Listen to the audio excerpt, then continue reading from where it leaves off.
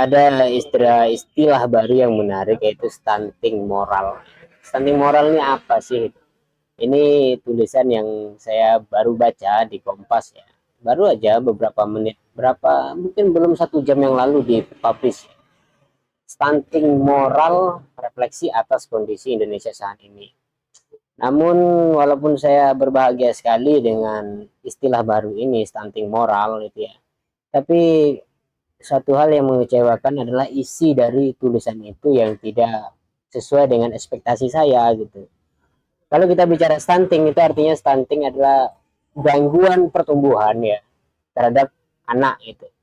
Jadi kalau stunting moral berarti ada gangguan pertumbuhan moral, ada harapan moral, ada yang memperjuangkan moral itu, tapi terganggu oleh sesuatu.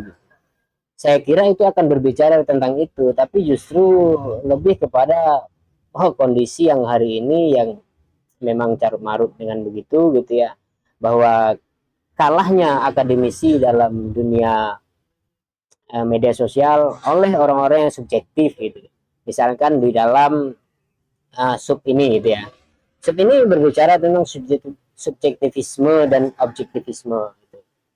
Bahwa semakin objektif orang di media sosial itu semakin tidak laku gitu. Semakin objektif, semakin subjektif itu semakin laku, semakin lucu ya semakin laku gitu. Semakin tidak manfaat semakin laku. Itu sunatullahnya di media sosial.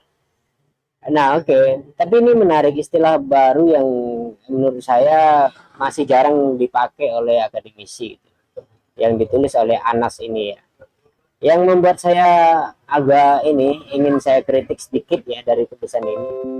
Ada kalimat yang menurut saya itu tidak pas digunakan nih. Misalkan ini, harapan terhadap penguasa baru. Penguasa baru diharapkan mampu membawa harapan segar bagi rakyat. Harapan segar bagi rakyat.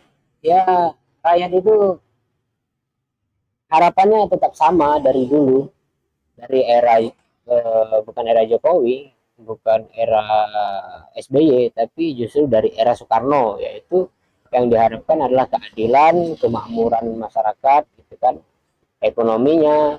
Yang paling tidak ada dua hal yang dicatat oleh konstitusi kita, yaitu mencerdaskan kehidupan bangsa gitu. Yang hari ini banyak sekali pembodohan massal yang dilakukan oleh pemerintah gitu dari berbagai macam hal, tidak perlu saya urai di sini gitu. Nah mungkin itu bagian dari stunting moral itu tadi, bahwa orang-orang yang sekarang diamanahi menjadi pejabat publik justru dia tidak paham bahwa pejabat publik itu dia laku itu karena ada yang mengikut, ada yang mendengar, ada yang percaya dengan dirinya gitu. Artinya seharusnya dia harusnya lebih bermoral gitu, lebih bermoral karena dia membawa sesuatu yang baik gitu ya, berkontribusi lebih jelas gitu.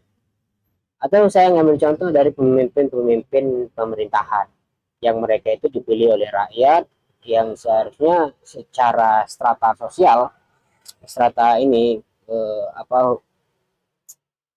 katakanlah hierarki kekuasaannya, rakyat itu kan sebenarnya di bawah kaki apa namanya, pemimpin itu kan sebenarnya di bawah kaki rakyat, karena suara terbanyak adalah suara Tuhan, sementara pemerintah itu ditunjuk oleh rakyat hanya untuk legalitas. Bayangkan kalau Indonesia dalam kekacauan, apakah perlu legalitas lagi gitu? Apakah perlu komando yang tidak penting gitu? Kita lebih mendengar orang-orang yang kita percayai, misalkan kiai atau tokoh masyarakat dan sebagainya. Pemerintah udah nggak ada gunanya gitu. Ketika di dalam situasi darurat misalkan. Oke, kembali kepada persoalan stunting moral. Yang saya kecewakan dalam tulisan ini tidak cukup luas ya membicarakan stunting moral, bahwa memang terjadi stunting moral, yaitu gangguan moralitas di masyarakat kita. Itu bukan diakibatkan oleh sebagaimana yang disampaikan dalam tulisan ini ya, yaitu subjektivitas, subjektivisme versus objektivisme. Bukan itu penyebabnya menurut saya menjadi penurunan moral itu gitu. Justru moral itu turun, terganggu untuk tumbuh bukan karena pertarungan antara subjektivisme dan objektivisme atau orang-orang yang berpandangan suka-suka gitu ya, atau kalau di dalam filsafat itu kaum sofis yang mengatakan bahwa kebenaran itu adalah setiap orang memiliki kebenaran subjektif sifatnya, bahwa kalau saya mengatakan garam itu manis ya terserah saya yang memiliki mulut, saya memiliki rasa, saya memiliki pendapat dan pandangan. Kalau Anda tidak setuju maka terserah itu yang bagaimana yang seharusnya kita saling menghargai saja tentang kebenaran itu ya, tidak begitu gitu, bahwa antara objektivisme dan subjektivisme itu sudah selesai dalam perdebatan di masa lalu, bahkan sebelum Masehi. Misalkan Socrates Socrates itu berhadapan dengan kaum sofis yang menganggap bahwa kebenaran itu sifatnya subjektif. Tapi apa kata Socrates? Socrates memisahkan antara kebenaran subjektif dan kebenaran objektif. Bahwa ada kebenaran-kebenaran yang tidak bisa ditolak oleh siapapun, yang itu sifatnya kebenaran umum. Misalkan bahwa segala sesuatu itu jatuh pasti ke bawah. Itu yang disebut hukum gravitasi. Tapi waktu itu Socrates tidak menggunakan istilah itu. Socrates menggunakan istilah pandangan umum, yaitu api itu panas. Api itu panas. Semua orang megang itu pasti panas. Sifat api itu membakar. Apapun yang terjadi, siapapun dan dia sehat atau tidak sehat akan mengatakan bahwa api itu panas dan membakar.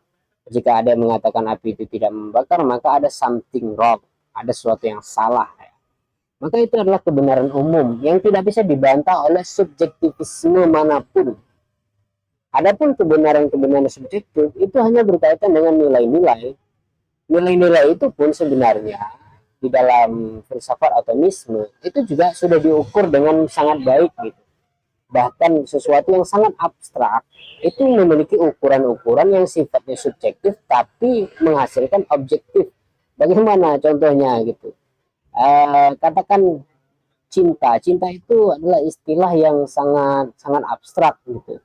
Tapi kalau kita kalkulasi ternyata ada persentase cinta terhadap sesuatu, walaupun itu sifatnya alamiah, tapi bisa diukur. Cintamu terhadap benda ini seberapa persen, cintamu terhadap benda ini seberapa persen, dan itu bisa dikalkulasi. Dan sifat yang subjektif itu pun bisa diobjektifkan oleh kaum atomisme. Jadi kurang tepat kalau si penulis yang menuliskan tentang stunting moral yang disebabkan oleh subjektivisme versus objektivisme. Saya rasa bukan itu, tapi pendapat saya bahwa terjadinya penurunan moral atau tidak terjadinya pertumbuhan moral di Indonesia itu disebabkan salah satunya adalah tidak adanya role model. Role model kita tidak ada gitu. Setiap pergantian menteri, misalkan menteri pendidikan, terus membuat kurikulum baru, membuat pandangan-pandangan baru terhadap pendidikan, bahwa pendidikan itu harus merdeka, bahwa pendidikan ini begini dan seterusnya, kemudian dikritik oleh menteri pendidikan selanjutnya. Inilah yang sebenarnya subjektif, yang mereka membuat konsep-konsep itu tidak mendasarkan pada sesuatu gitu. Coba misalkan mereka mendasarkan kepada satu tokoh yang menjadi role model pendidikan di Indonesia, katakan Ki Hajar Dewantoro, dengan slogan apa misalnya Ing Ngarso Sung Tulodo, Ing Madia Mangunkarso, Tut Wuri Handayani misalkan. Itu dikembangkan filosofisnya, diterapkan di dalam keindonesiaan gitu. Itu memiliki role model dan manusianya ada Ki Hajar Dewantoro gitu. Orang mana bisa dilacak gitu. Bagaimana dia mengajar pendidikan, bagaimana pendidikan menurut dia, bagaimana ekspresi pendidikan dan sebagainya itu bisa dipelajari, dan itu belum maksimal kita lakukan. Justru kita berupaya mengikut-ikut barat dan tidak jelas. Akhirnya kita tidak memiliki arah dan tujuan. Inilah yang menyebabkan kenapa moral itu hilang. Karena kita tidak memiliki moral, kita tidak memiliki role model yang menjadi pijakan terhadap itu. Masih banyak kasus-kasus yang lain kalau di dalam pendidikan itu. Dalam politik misalkan siapa yang menjadi role model, siapa yang menjadi orang yang betul-betul kita dambakan sebagai pemimpin dan seterusnya, yang betul-betul kita agungkan dan seterusnya. Di dalam dunia akademisi saja masih banyak akademisi yang mengutip-ngutip tulisan orang luar gitu dan tidak menghargai pandangan-pandangan orang di dalam. Padahal tidak semua teori, ekspresi pemikir-pemikir luar itu mampu diterapkan dengan baik di kondisi lokal di Indonesia. Seharusnya yang lebih baik untuk membaca kondisi Indonesia itu adalah orang Indonesia itu sendiri dengan konsep-konsep baru. Saya teringat dengan satu istilah dari siapa namanya, penyair kita namanya si Rendra. Kita boleh mengadopsi teori-teori dari barat, tetapi kita harus membaca keadaan sendiri. Kita harus mampu membaca keadaan kita, kondisi kita sendiri. Dan itu harus dilakukan dengan mandiri, bukan dengan teori-teori dari barat. Terima kasih, itu saja yang dapat saya sampaikan. Wassalam.